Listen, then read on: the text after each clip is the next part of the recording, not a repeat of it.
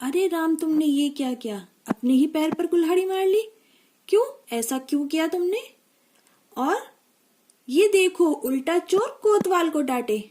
अब आप लोग सोच रहे होंगे कि आज मैम ये किस तरह से वीडियो की स्टार्ट कर रही हैं। तो आज हम अपनी कक्षा में सामान्य हिंदी के एक महत्वपूर्ण विषय मुहावरे और कहावत या फिर लोकोक्तियों के विषय में पढ़ेंगे।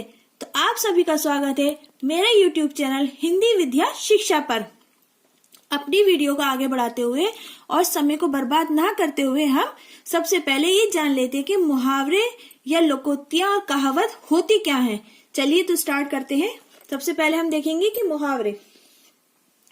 मुहावरा शब्द मूलतः अरबी भाषा का शब्द है जिसका शाब्दिक अर्थ होता है अभ्यास करना, या फिर हम कह सकते हैं जो वाक्यांश अपने सामान्य अर्थ को ना बताकर किसी विशेष अर्थ को बतलाता है।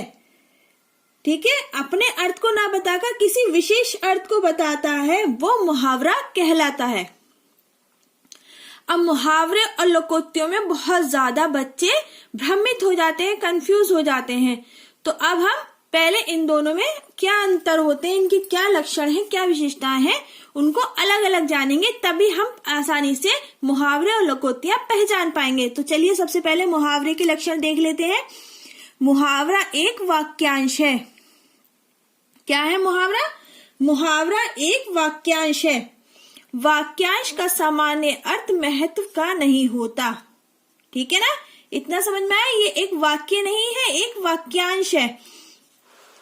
अब इसकी विशेषताएं देखते हैं। मुहावरे पूर्ण वाक्य नहीं होते, यानी कि हमें इसे किसी न किसी के साथ उपयोग करना ही पड़ता है। जैसे कि मैंने वीडियो के आरंभ में आपको बताया कि राम ने ये क्या किया, अपने ही पैरों पर कुल्हाड़ी मार ली। और लोकोक्तियां थी उल्टा चोर कोतवाल को डांटे। तो क्या है, मुहावरे को हम पूर्ण वाक्य नहीं होता, इसको हम स्वतंत्र रूप से नहीं बोल सकते। इसको हमें किसी अन्य शब्द के द्वारा ही या अन्य किसी वाक्य के द्वारा ही बोला जाएगा। मुहावरे की रचना में लगे शब्द नहीं बदले जाते हैं। ये क्या है, इसके लक्षण और विशेषताएं। मैं उम्मीद करती हूँ आपको ये समझ में आ गया होगा। अगर आ गया है तो प्लीज लाइक का बटन दबा दीजिए। मुहावरे समाज के रीति रिवाजों तथा परंपराओं का स्मारक होते हैं। अब हम लोग क्या देखेंगे, लोकोक्तियां। इसको हम कहावत भी कहते हैं। ठीक है ना, ये आप लोगों ने अपने दादी नानी मम्मी पापा सबको दैनिक भाषाओं में मुहावरे कहावत कहते हुए सुना हुआ होगा। मैं उम्मीद करती हूँ जरूर सुना होगा, क्योंकि ये सब अपने दैनिक भाषा में प्रयोग करते ही हैं। सबसे पहले हम देखते हैं कि लोकोक्ति या कहावत, इसका अर्थ क्या होता है। सामान्य इसका अर्थ होता है लोगों में प्रचलित उक्ति। यह श्रोता के हृदय को सीधे प्रभावित करती है। इसे कहावत या जनश्रुति के नाम से भी जाना जाता है। किस नाम से? कहावत या जनश्रुति के नाम से भी जाना जाता है। और एक दूसरे अर्थ में हम कह सकते हैं कि इसका मतलब होता है कि प्रति एक जो है कही हुई बात। कहावत का क्या मतलब है? कही हुई बात। लेकिन प्रति एक कही हुई बात कहावत नहीं होती है। केवल उसी बात को कहावत कहा जाएगा जिसमें जीवन के अनुभवों को संक्षिप्त या एवं विश्लेषण ढंग से व्यक्त किया गया हो और वह उस समय की कसौटी पर खरी उतरी हुई। यानी कि नहीं कि ऐसा नहीं है कि किसी ने कुछ भी कहा और वो कहावत बन गई, ऐसा नहीं है। ठीक है ना, अब हम इसके लक्षण देख लेते हैं। लोकोक्ति कहावत एक वाक्य है। ठीक है, मुहावरे क्या थे? वाक्य नहीं थे, परंतु ये क्या है? कहावत एक वाक्य है। वाक्य का सामान्य अर्थ महत्व का होता है। अब हम इसकी विशेषताएं देखेंगे। कहावतें भाषा सौंदर्य को निखारती हैं। इनमें गागर में सागर होता है, यानी कि कम शब्दों में बहुत ज्यादा बताया गया होता है। गागर में सागर होता है। अब हम हिंदी के कुछ प्रचलित मुहावरे और उनके अर्थ और वाक्य प्रयोग को पढ़ेंगे। आप वीडियो को स्किप मत कीजिएगा, क्योंकि ये जो हम वाक्य या मुहावरे आपको बता रहे हैं प्रीवियस ईयर की प्रतियोगिता परीक्षाओं में आ चुके हैं और संभावित है कि ये बार बार दोहराए जा रहे हैं, तो हो सकता है कि आगे भी आए। तो प्लीज वीडियो को स्किप मत कीजिएगा, ध्यान से देखिएगा, क्योंकि ये हमारे जो है बहुत इम्पोर्टेंट विषय है, ये आपको नंबर दिला सकता है। सबसे पहला है हमारा अपना समूह लेकर रह जाना। क्या है? अपना समूह लेकर रह जाना। इसका अर्थ है विफल मनोरथ रह जाना। अब हम इसको वाक्य में कैसे प्रयोग करेंगे? अरे मैंने उसका झूठ पकड़ लिया तो वो अपना समूह लेकर रह गया।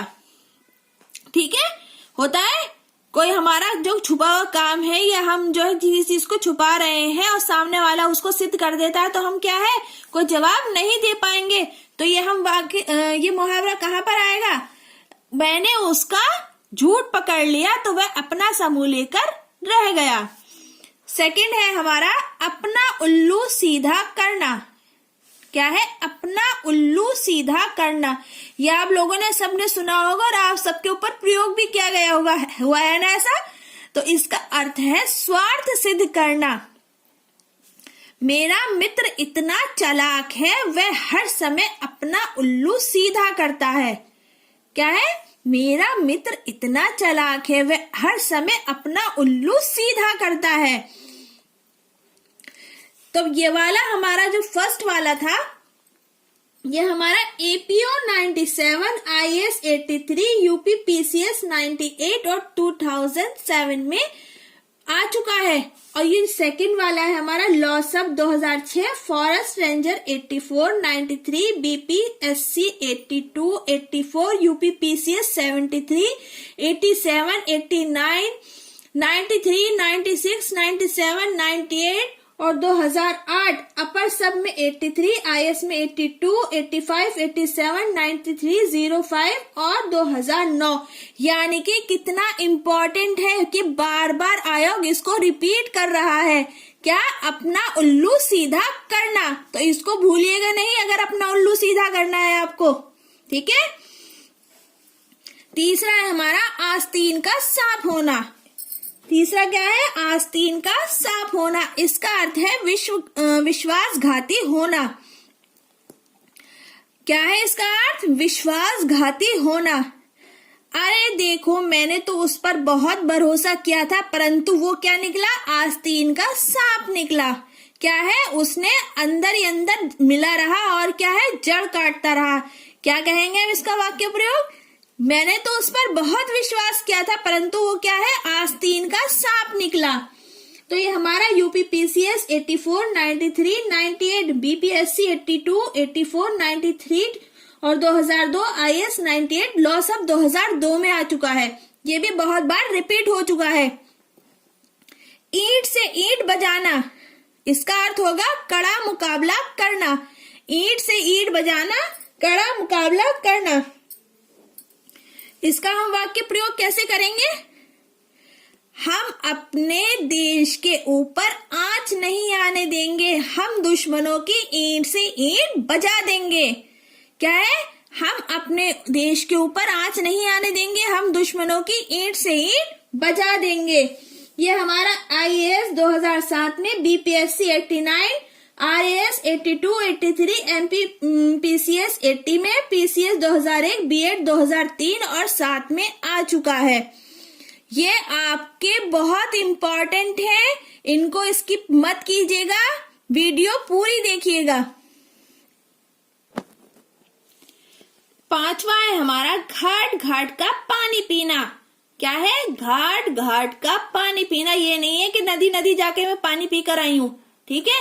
इसका अर्थ है संसार का अनुभव प्राप्त करना। क्या अर्थ है इसका? संसार का अनुभव प्राप्त करना। तो इसका हम वाक्य प्रयोग कैसे करेंगे कि आप लोग मुझे कम मत आकिएगा, मैंने भी घाट घाट का पानी पिया हुआ है। क्या है? आप लोग मुझे कम मत समझिएगा, मैंने घाट घाट का पानी पिया हुआ है। यह हमारा यूपी पीसीएस 77, 87, 94, 98 और 2007 में, एमपी पीसीएस 80 में और एपीओ 2004 में, बीपीएससी 99 और 2002, 2007 IAS, 2005 में, 7 में, 9 में और लॉ सब 2002 में आ चुका है। ये देखिए कितनी बार मैं आप लोगों को जो बता रही हूँ कितनी बार रिपीट हो चुके हैं, तो प्लीज इनको छोड़िएगा नहीं, अच्छे से पढ़िएगा। वैसे तो मैं उम्मीद कर रही हूँ कि मैं जो हम पढ़ा रही हूँ वो आपको अच्छे से समझ में आ रहा होगा, आप वाक्य प्रयोग भी सीख गए होंगे, तो प्लीज लाइक कर दीजिए। 9 2 11 होना, इसका क्या अर्थ है? 9 2 11 होना, सबसे आग बचाकर भाग जाना। ठीक है, ऐसा होता है ना, घर में कोई काम बिगाड़ते हैं और 9 2 11 हो जाते हैं और मम्मी देखती रह जाती है, होता है सबके साथ, ये वही 9 2 11 है। तो इसका हम वाक्य प्रयोग कैसे करेंगे? चोर ने चोर जो है चोरी करके 9 2 11 हो गया। या फिर हम कहेंगे हम दोनों ने मिलकर घर में आज खूब ज्यादा शैतानी की और मम्मी के आने से पहले हम दोनों 9 2 11 हो गए। इसका प्रयोग आप बहुत आसानी से कर सकते हैं क्योंकि सब ये बहुत ज्यादा करते हैं। ये हमारा BPSC 94 2003 में और 4 में, RAS 2004, 5, 9 में, UPPCS 93 2003, MPPCS 87 99 में और 2001 में, 7 में, IAS 89 2006 और 2012 में आ चुका है। नेक्स्ट है हमारा दांत खट्टे करना। क्या है हमारा? दांत खट्टे करना। इसका अर्थ है पराजित करना। दांत खट्टे करने का क्या अर्थ है? पराजित करना। इसका हम वाक्य प्रयोग क्या करेंगे? अरे हमने दुश्मनों को ऐसी कड़ी टक्कर दी कि उनके दांत खट्टे हो गए, या भारतीय सेना ने सीमा पर ऐसी दुश्मनों को टक्कर दी कि उनके दांत खट्टे कर दिए।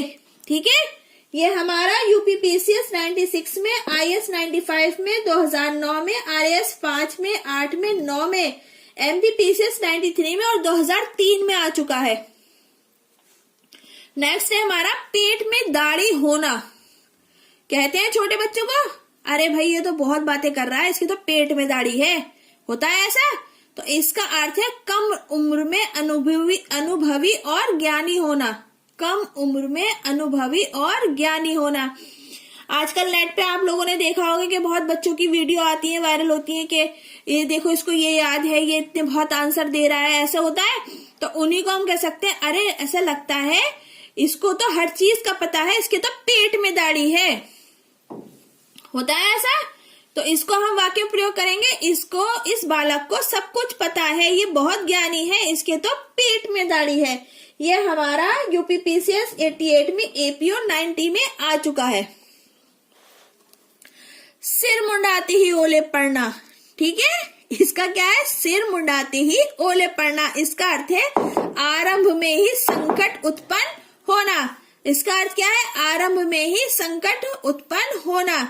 काम शुरू करा नहीं और क्या है? सिर मुंडाते ही ओले पड़ गए, यानी कि काम आरंभ होते ही कोई ना कोई बाधा उत्पन्न हो गई।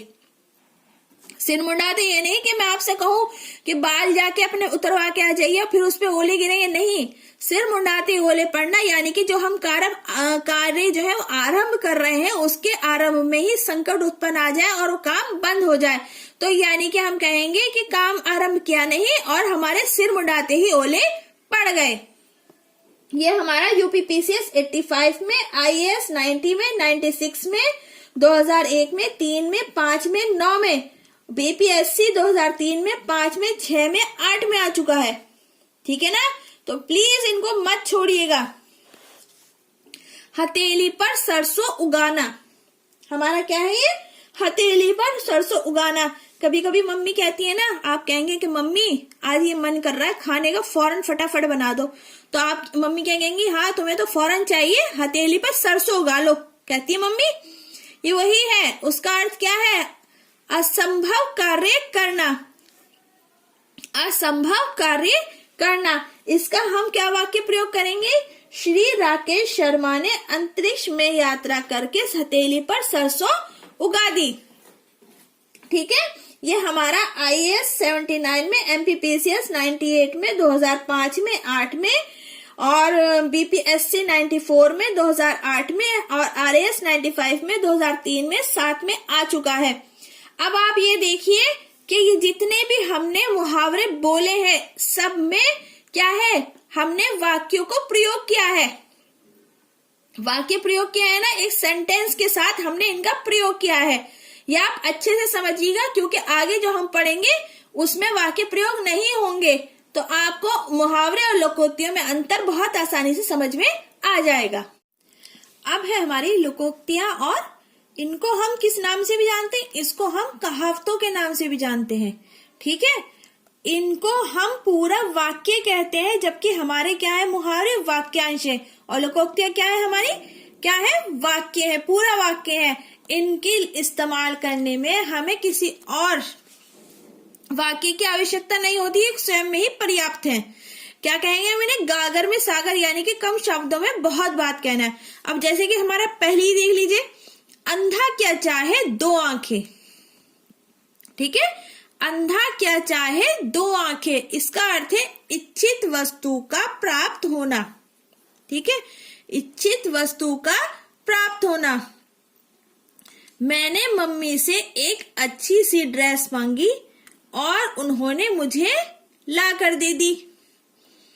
तो इसके लिए हम क्या यूज करेंगे, अंधा क्या चाहे दो आंखें, यानी कि मेरी जो मन में इच्छा थी वो पूरी हो गई है। ये हमारा APO 2005 में, 7 में, और B.Ed 2003 में, 5 में और 8 में आ चुका है।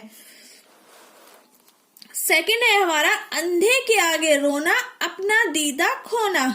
दूसरी कहावत क्या है हमारी, अंधे के आगे रोना, अपना दीदा खोना, यानी कि हम अपना दुख ऐसे व्यक्ति को सुनाएं जो कि हमारे, जो हम सुना रहे हैं उसको ध्यान से ना सुन रहा हो, उसको कोई इंटरेस्ट ही ना हो।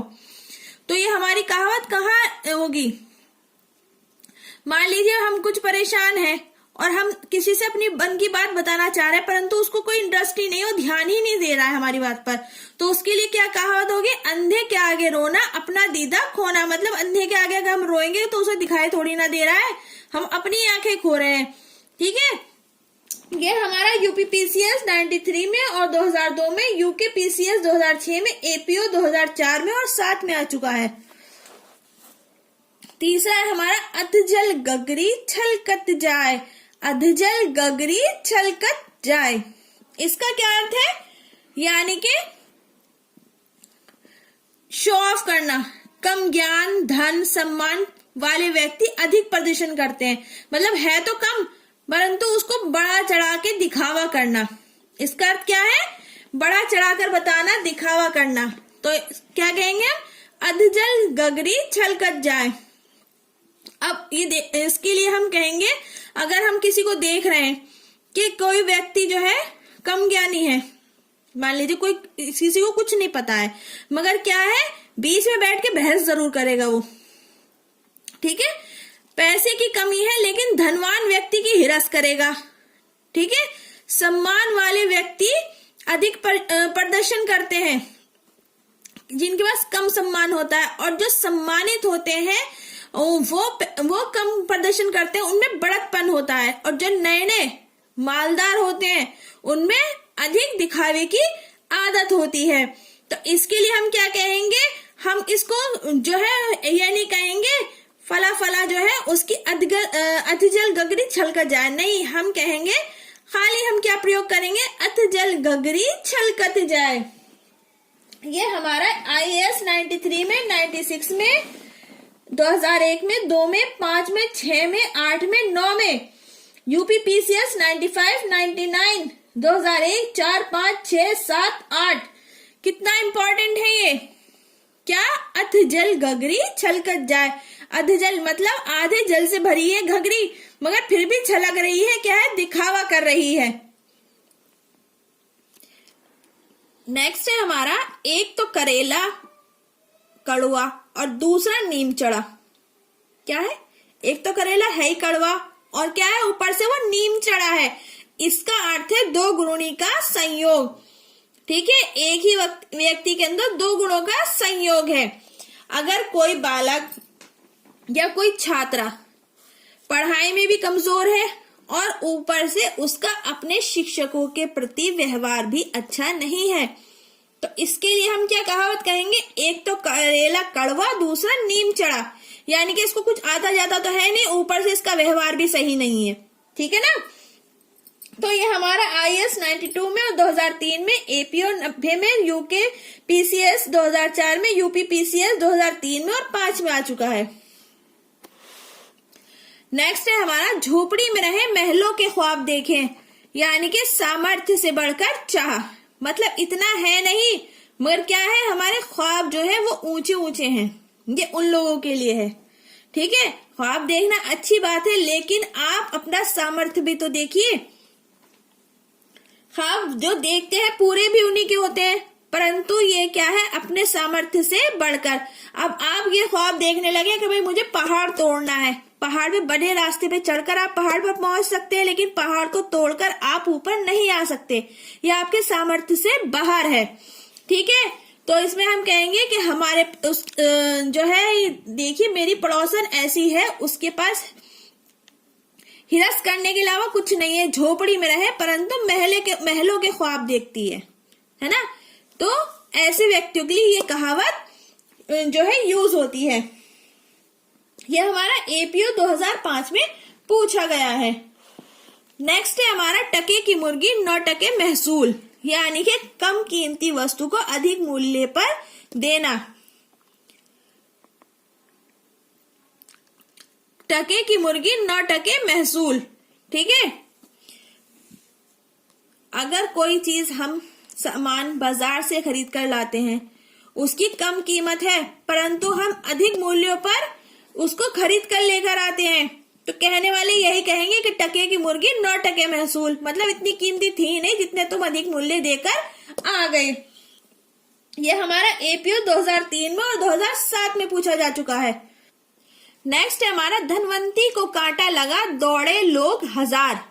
इसका अर्थ है धनी व्यक्ति के छोटे से भी कष्ट में बहुत लोग सहायता के लिए आ जाते हैं। आज का समय ही ऐसा है, क्या करें, जिसके पास धन है उसके पास सब कुछ है और जिसके पास धन नहीं है उसके पास कुछ नहीं है। अगर आपके पास धन है तो बहुत दूर के भी जो रिश्तेदार होंगे वो बताएंगे कि फला फला जो हमारा रिश्तेदार है, और आपके पास धन नहीं है तो जो आपके बहुत निकट संबंधी होंगे वो भी आपसे नाता तोड़ लेंगे। ये सबसे बड़ी सच्चाई है। तो अगर कोई धनी व्यक्ति है, उसे थोड़ा भी कष्ट हो रहा है तो हजारों लोग उसकी सहायता के लिए दौड़ जाएंगे, परंतु अगर कोई गरीब या कोई मांगने वाला, आप सड़क पर ही देख लीजिए, उसको अगर चोट लग जाती है तो कोई उठाता नहीं है उसके गिरे हुए को, क्या है, लोग देखते हुए निकल जाते हैं। तो यहाँ पर कौन सी कहावत है, धनवंती को कांटा लगा दौड़े लोग हजार। यहाँ पर ये हमारा APO 2005 में पूछा गया है। नाच न जाने आंगन टेढ़ा। ठीक है, क्या है, नाच न जाने आंगन टेढ़ा। इसका अर्थ है काम न जाने पर झूठा बहाना बनाना। मतलब वो काम हमें आता तो है नहीं, परंतु हम क्या कह रहे हैं कि नहीं नहीं ये काम ऐसे नहीं होगा, ये काम वैसे होगा वैसे होगा। तो इसके लिए कौन सी कहावत है, नाचना गाना तो कुछ आता नहीं है और उसके ऊपर बहाना क्या है कि आंगन टेढ़ा है इसलिए मैं नाच नहीं पा रही हूँ। इसका अर्थ है कि काम तो आ नहीं रहा है लेकिन झूठे मूठे बहाने बनाए जा रहे हैं, तो उसके लिए ये कहावत फिट होती है, नाच न जाने आंगन टेढ़ा। ये हमारा IAS 89 में, 98 में, 2006 में, 10 में, APO 88 में, UP PCS 84, 86, 90, 92, 98, BDO 76, MP PCS 85, 87 में और UK PCS 2002 में पूछा गया है। कौन सा, नाच न जाने आंगन टेढ़ा। नेक्स्ट है हमारा मुंह में राम बगल में छुरी। इसका अर्थ है दिखावटी सज्जनता कपटपूर्ण आचरण। मतलब वो दिखावा तो कर रहा है कि बहुत सज्जन व्यक्ति है, परंतु क्या है, उसका मन जो है वो काला है, कपटपूर्ण उसका आचरण है। ठीक है ना। तो इसके लिए हम क्या कहेंगे, हम उससे ये तो नहीं कहेंगे भी तुम्हारा जो आचरण है वो कपटपूर्ण है, तो हम उसके लिए कहेंगे मुंह में राम बगल में छुरी, यानी कि दिखावे के लिए इसकी सज्जनता है, बाकी तो इसका आचरण जो है क्या है, कपटपूर्ण है। ये हमारा यूपीपीसीएस 77, 83, 87, 93, 95, 97 और 2005 में पूछा गया है। नेक्स्ट हमारे हाथ कंगन को आरसी क्या,